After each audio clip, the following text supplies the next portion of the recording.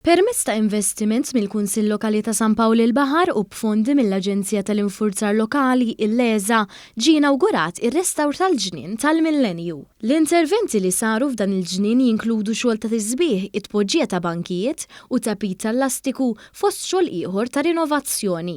Dan il-ġnien għandu wkoll 4 strumenti mużikali tal-perkussjoni li jistgħu jitgawdew u jintużaw minn min iżuru. Is-Sindku ta' San Pawl il-Baħar Alfred Grima fakkar li dan l-ispazju pubbliku kien abbandonat u li għalhekk ir-residenti ma kinux ifittxu li jagħmlu użu minnu.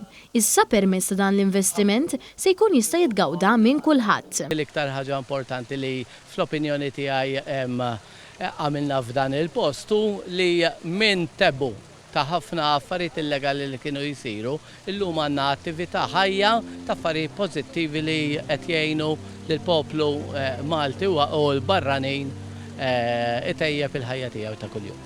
Is-Sindku saħaq li dan il-ġnien irid jinżamm fl-aħjar stat sabiex jitgawda mill-familji u mit-tfal li jżuruh. Min-naħa tagħha s-Segretarju Parlamentari għall-Gvern Lokali Alison Zarafaċivelli stqarret li spazji miftuħa bħal dan il-ġnien mhux biss iżidu fit-tisbieħ u fil-valur tal-lokalità, iżda joffru spazju fejn ir-residenti u t-turisti jkunu jistgħu iqattaw ħin flimkien. Il-kwalità ta' ħajja tajba u kwalità ta' ħajja aħjar fil-lokalitajiet tagħna hija l-qofol tal-ħidma tagħna.